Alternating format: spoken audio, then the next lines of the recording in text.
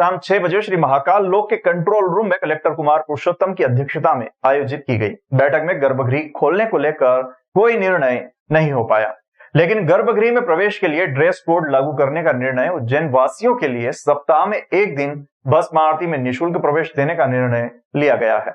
महाकाल मंदिर प्रबंध समिति की बैठक में कलेक्टर कुमार पुरुषोत्तम, मंदिर प्रशासक संदीप सोनी, एसपी सचिन शर्मा, महानिर्वाणी अखाड़े के महंत विनीत गिरी जी महाराज, महापौर मुकेश टटवाल मौजूद थे।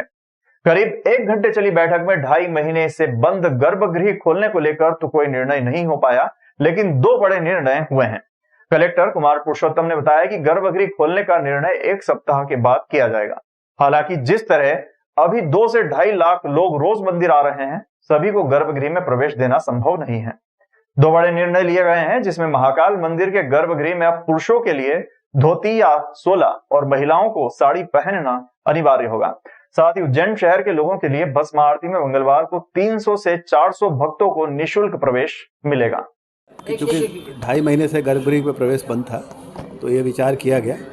सिद्धांत प्रबंध समिति सहमत है कि गर्भगृह में प्रवेश जो पुरानी व्यवस्था है उसके बारे में विचार किया जाए, लेकिन चूंकि अब भीड़ बहुत बढ़ गई है तो आम श्रद्धालु को असुविधा ना हो और गर्भगृह में प्रवेश भी जो होता है हो, उसके लिए प्रक्रिया तैयार करने में भी 1 आध सप्ताह का समय लगेगा। उसके बाद एक दिन तिथि तय करके ये अनुमति दी जाएगी। दूसरा जो एक महत्वपूर्ण निर्णय आज है, मेयर साहब का और बाकी हमारे जो सारे जनप्रतिनिधि थे उनका ये विषय था कि जिस तरीके से उज्जैन में अवंतिका गेट से उज्जैन के लोगों को फ्री में शीघ्र दर्शन किया गया, दर्शन तो सबके लिए फ्री है लेकिन शीघ्र दर्शन निःशुल्क किया गया, उसी तरीके से सप्ताह में एक दिन भस्म आरती भी उज्जैन के लोगों के लिए निःशुल्क किया गया और ये निर्णय लिया गया। कौन सा दिन रहेगा? वो मंगलवार का रहेगा, क्योंकि उस दिन लोगों को निःशुल्क दर्शन भस्म आरती उज्जैन के लोगों को आधार कार्ड दिखा के वो कर सकते। नियत संख्या भी रहेगी या फिर? देखिए, भस्म आरती की चूँकि संख्या फिक्स है तो वो तो संख्या तो नियत रहेगी, लेकिन 300 से 400 की संख्या रहेगी जो पर्याप्त है। इससे ज़्यादा टोटल ही हमारी 1500-1600 है तो, लेकिन ये निःशुल्क रहेगी, बाकी तो टिकट से है। सर 20 तारीख को अमित शाह जी का आने का है? नहीं, अभी कोई अधिकृत प्रोग्राम नहीं है। सर महाकाल मंदिर की भी आपने बात की, अभी हम क्या ये मान के चले कि अभी 1 हफ्ता और डिले रहेगा, मतलब ये गर्भगृह? देखिए, 2 से 2.5 लाख श्रद्धालु आ रहे हैं। गर्भगृह में प्रवेश के समय एक दिक्कत ये आती है कि आम श्रद्धालु को ये पूरे 2.5 महीने किसी तरह की कोई शिकायत प्राप्त नहीं हुई आम श्रद्धालु को, और सबको लगा कि व्यवस्था सबके लिए बराबर है। ये तथ्य एकदम सही है कि हम 2 लाख लोगों को गर्भगृह में प्रवेश नहीं दिला सकते, ये संभव ही नहीं है।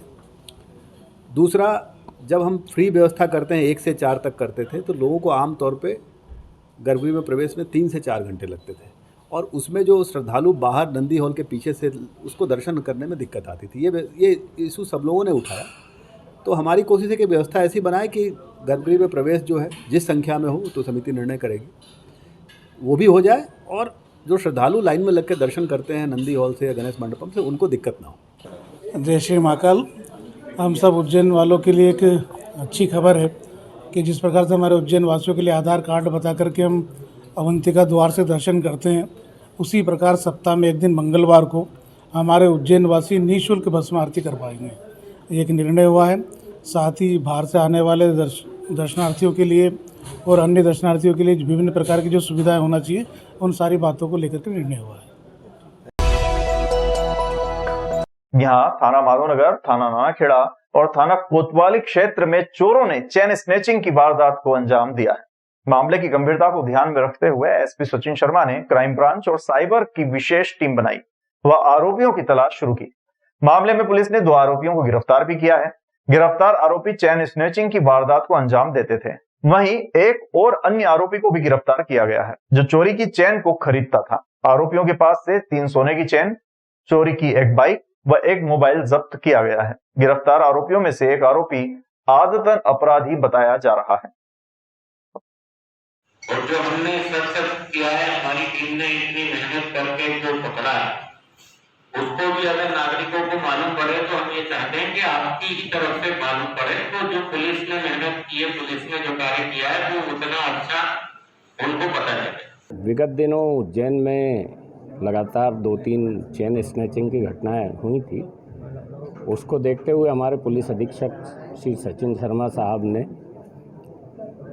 थानों की टीम, साइबर की टीम, क्राइम की टीम उनको निर्देशित किया था, जिसमें हमारी टीमों ने काफ़ी मेहनत करके 2 चेन स्नैचर पकड़े हैं और एक को जो चेन स्नैचिंग का माल लेता था उसको पकड़ा है। तो विगत दिनों जो थाना माधवनगर, नानाखेड़ा और कोतवाली में जो चेन स्नैचिंग हुई थी, वो तीनों चेन हमारे द्वारा बरामद की गई है। आरोपियों को गिरफ्तार करके उनसे और अपराधों के बारे में पूछताछ की जा रही है। आरोपियों के कब्जे से एक चोरी की मोटरसाइकिल भी जब्त की है और लगातार इसमें उज्जैन पुलिस द्वारा सख्त कार्रवाई की जा रही है। अपराधी रिकॉर्ड भी सामने आया है इनके। जो अपराधी पकड़े गए हैं उनमें एक का पुराना आपराधिक रिकॉर्ड है, उसको भी तस्दीक की जा रही है और इन लोगों के खिलाफ सख्त कार्रवाई की जा रही है। सेवा सहकारी संस्था करोड़ों रुपए गबन के मामले में आज किसानों ने जिला सहकारी केंद्रीय बैंक के मुख्यालय पर प्रदर्शन करते हुए जमकर हंगामा किया। बैंक प्रबंधक द्वारा लिखित में कार्रवाई किए जाने का आश्वासन देने पर नाराज किसान माने और घेराव समाप्त किया। जिला सहकारी केंद्रीय बैंक की सेवा सहकारी संस्था लेखोड़ा में सोसाइटी प्रबंधक द्वारा किसानों के साथ लोन के नाम पर करोड़ों रुपए की धोखाधड़ी की गई है।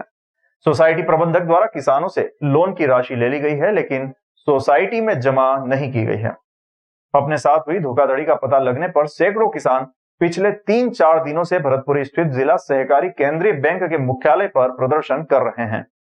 नाराज किसानों ने आज फिर कांग्रेस नेताओं अजित सिंह और राजेंद्र वशिष्ठ के नेतृत्व में बैंक पहुंचकर जमकर हंगामा मचाया और महाप्रबंधक विशेष श्रीवास्तव को उनके चैम्बर में घेर लिया। किसानों का कहना था कि सोसाइटी प्रबंधक के खिलाफ एफआईआर दर्ज कराई जाए और उनकी संपत्ति बेचकर किसानों को राशि दी जाए। बैंक महाप्रबंधक द्वारा 7 दिन में शिकायत का निराकरण किए जाने का लिखित में आश्वासन दिया गया। इसके बाद ही घेराव समाप्त किया गया। कांग्रेस नेता राजेंद्र वशिष्ठ ने बताया कि यदि 7 दिनों में किसानों के खातों में रुपए नहीं डाले गए तो फिर से आंदोलन किया जाएगा। सेवा सहकारी संस्था लेकोड़ा में करोड़ों का गबन हुआ।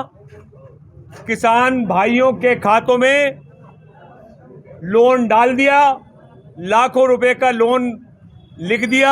जब किसान भाइयों ने पैसा लोन का जमा कराया, उस पैसे को खाते में जमा नहीं किया और जिन किसान भाइयों ने लोन लिया ही नहीं है उनके खातों में लोन डाल के वो पूरा का पूरा करोड़ रुपए का गबन कर दिया। और इस व्यवस्था में नीचे से ऊपर तक के अधिकारी शामिल हैं।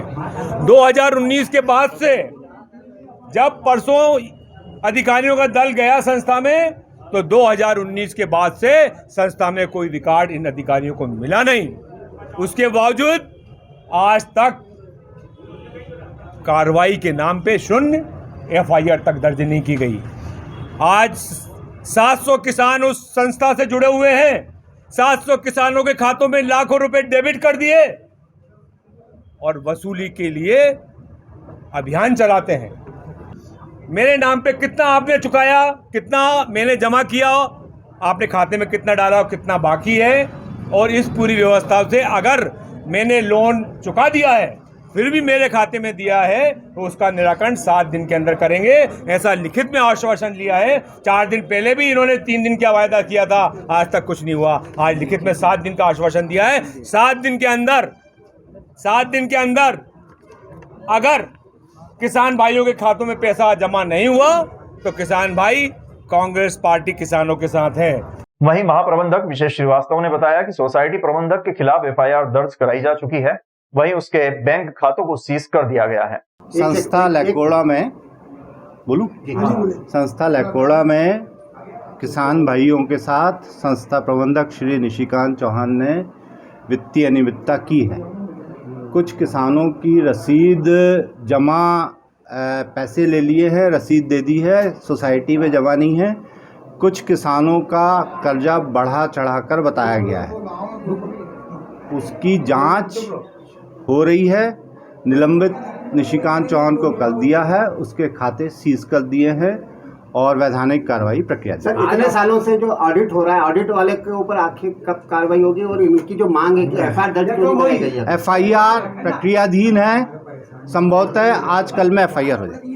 इतना बड़ा बैंक है, बैंक में इस तरह का अगर गबन और घोटाले होते रहेंगे तो आम जनता का विश्वास कम होता है। ऑडिट के बारे में मैं कुछ नहीं बोल पाऊंगा क्योंकि ये विभाग करता है।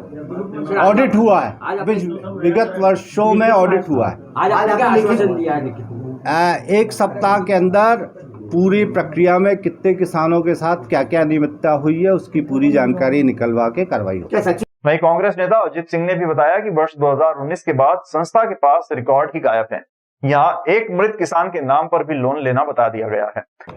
ये देखिए भाई साहब, इसे जो लिमिट होती है किसान की, मैं आपको बता दूं मोटे तौर पे 1 बीघा पे 10,000 तक की लिमिट है, लेकिन ये हमारे सामने खड़े हैं मुकेश भैया, इनकी 2 बीघा पे इनके 3 लाख रुपए निकाल दिए। ऐसे 2-3 तो मृतक है जो दो साल से इस दुनिया में है ही नहीं, उनके खाते भी चालू करके उनके भी खाते पे लोन दिखाकर उनका भी विड्रॉल किया। ऐसे सारे सोसाइटी के सेक्रेटरी से लेकर सुपरवाइजर लेकर मैनेजर लेकर एमडी लोगों ने एक पूरा घपला करके गबन कम से कम 10 करोड़ रुपए का गबन लेखोड़ा संस्था में किया है। उसको लेके आज हमने यहाँ पर घेराव किया था किसान भाइयों के साथ कांग्रेस पार्टी ने, और हमको 7 दिन का आश्वासन मिला है। 7 दिन में अगर ये कार्रवाई नहीं करते तो कांग्रेस पार्टी तो लोकायुक्त में भी जाएगी, कोर्ट में भी जाएगी, और उनकी संपत्ति हमने अभी बोला है एमडी को कि जिसने भ्रष्टाचार किया उसकी संपत्ति को पूर्ण करे, उसकी संपत्ति की नीलामी करे और किसानों के खाते में पैसा डाले। दरअसल यहाँ आरोप लग रहे हैं कि सहकारिता समिति सचिव ने 550 से ज्यादा किसानों के किसान क्रेडिट कार्ड के रुपए खातों में जमा नहीं किए।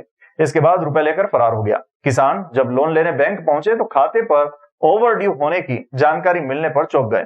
इसके बाद किसान उज्जैन स्थित सेवा सहकारी संस्था के ऑफिस में पहुंचे और संस्था में ताला जड़ दिया।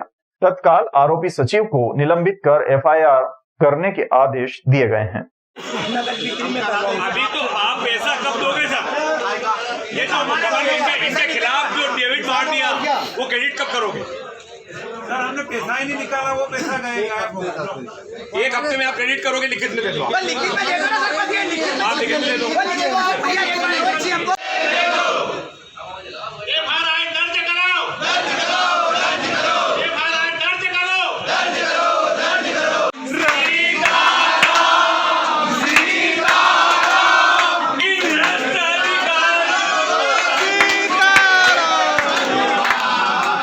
दादाजी का खाता था यहाँ पर, वो 2 साल पहले एक्सपायर हो गए और इसके बाद भी यहाँ तब से कोई लेन देन नहीं हुआ है। और उसके पहले मेरा खाता था 24,000 रुपये का, और अभी मैंने जब एंट्री करवाई तो उसके अंदर 58,000 रुपये का कर्ज हुआ, और इस 2 साल के बीच में मेरा कुछ हुआ ही नहीं था।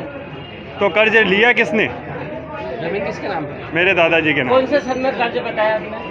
अभी ये 2023 में बताया। प्रशासनिक विभाग ने नानाखेड़ा क्षेत्र स्थित होटल मित्तल की जमीन की नब्ती की। ग्रीन बेल्ट की जमीन पर पक्का निर्माण करने का आरोप है। उज्जैन के नानाखेड़ा क्षेत्र स्थित होटल मित्तल की शुक्रवार को नब्ती की गई। दरअसल यहां शिकायत मिली है कि होटल मालिक द्वारा क्षिप्रा नदी के किनारे स्थित ग्रीन बेल्ट की भूमि पर पत्थर से भराव कर पक्का निर्माण कर दिया गया है। मामले को लेकर जिला प्रशासन ने होटल मित्तल के मालिक विजय मित्तल को नोटिस दिया। इसके बाद शुक्रवार को होटल व आसपास की जमीन की नब्ती की गई।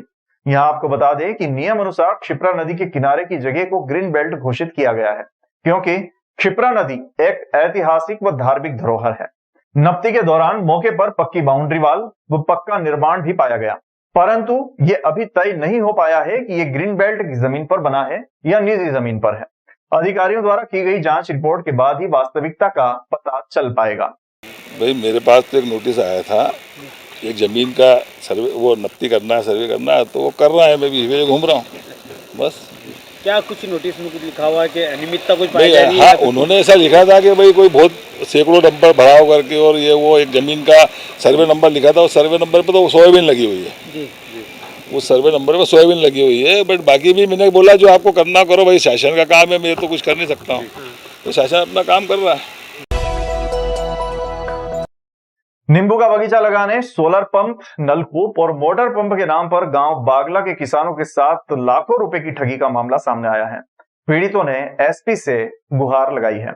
उज्जैन जिले की नागदा तहसील के गांव बागला के किसानों ने शुक्रवार को पुलिस कंट्रोल रूम पर पहुंचकर एसपी सचिन शर्मा से न्याय की गुहार लगाई है। किसानों का आरोप है कि उनके साथ नींबू का बगीचा लगाने, सोलर पंप, नलकूप और मोटर पंप के नाम पर ठगी की गई है। नगद राशि जमा कर ली गई है और आश्वासन दिया गया कि कंपनी नींबू के पौधे देगी, बगीचा लगवाएगी, इसके साथ ही लोन भी दिया जाएगा, परंतु ऐसा कुछ भी नहीं हुआ। राशि लेकर कंपनी के लोग रफूचक्कर हो गए। अब मोबाइल बंद आ रहा है। यहाँ ग्रामीणों का आरोप है कि इस प्रकार की ठगी नागदा तहसील के अन्य गांवों में भी हुई है। मामले में एसपी को शिकायती आवेदन देकर न्याय की गुहार लगाई गई है। वहीं एसपी ने जांच के आदेश दिए हैं।